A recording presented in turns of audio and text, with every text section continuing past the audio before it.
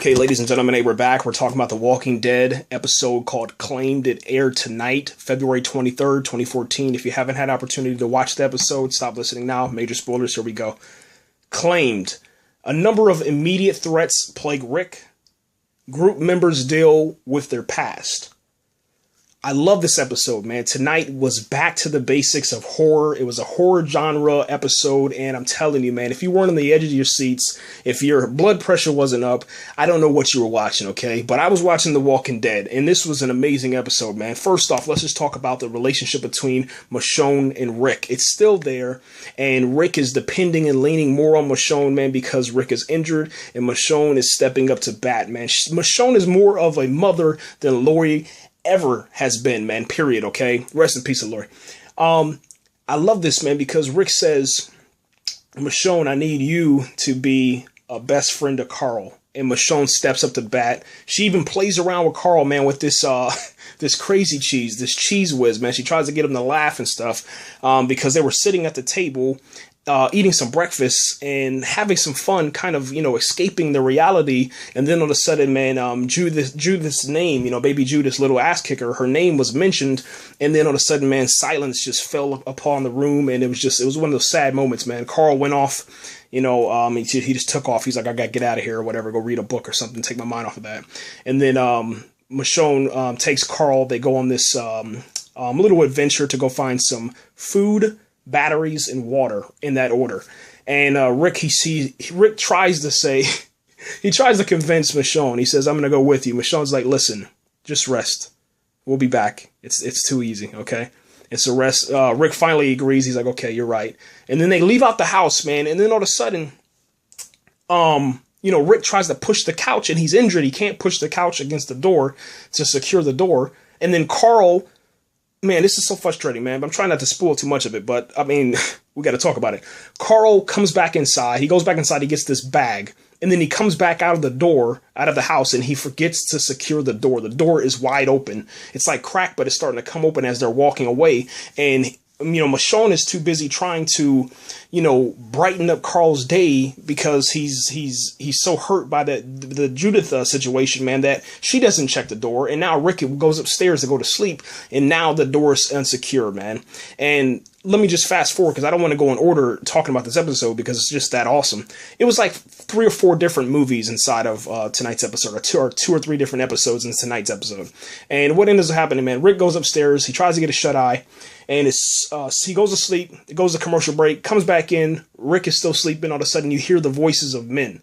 And it's like 3 or 4 men that are inside of the house that Rick is in, that they've, Rick and Carl have secured. The same house that Rick was on the couch and, he thought he was going to be a zombie, which I thought so also, but obviously he's not because he's the main character of the show.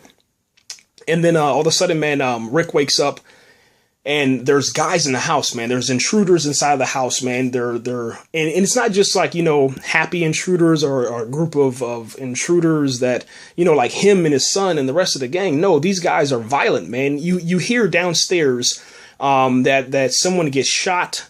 I don't know why. I don't know the reason behind it. And we didn't find out the rest of that later on in the episode. But someone gets shot, and then all of a sudden the men come upstairs. There's one guy that comes upstairs, and he comes into the room where Rick was laying on. Rick has to go underneath the bed. And at this moment, man, it's so crazy because oh my gosh, man, you're thinking to yourself, man, like, no, this can't be happening, man. Obviously, we're talking about The Walking Dead here, people, man. No one is safe on this show, man. And tonight, man, it was so crazy. Rick gets underneath the bed. The dude comes in the room. He starts walking around the bed. You're thinking to yourself, man, like, Rick is caught, man. It's over, okay? And then the dude, he lays on the bed and goes to sleep. So the intruder is on the bed, and the intruder's name is Lynn. Lynn is on the bed. He's sleeping. And Rick is underneath the bed. It's so crazy, man. Just process that for a second. Yeah, exactly, man. That is nuts. It doesn't make sense at all, man. The whole entire time, man, that Rick's underneath the bed, Carl and Michonne are out, in another house, and they are, building their relationship, finding some goodies, some good stuff to eat and all that good stuff. And, continuing on with their storyline. Well, back at in the house, man, Rick is underneath the bed. There's another guy that comes upstairs, and he's looking for a bed to lay in. He tries to tell the dude that's laying down, who I think his name is Lynn, I want that bed. You know, I found nothing but kitty beds. I want that bed. Well, the dudes end up getting into a fight, and the guy that was sleeping, named Lynn, chokes the other dude out. And what ends up happening as he's choking him out, man, his face turns underneath the bed. It turns in a way to where he can look, and he actually sees Rick's face. So Rick is face to face with the dude that's getting choked out.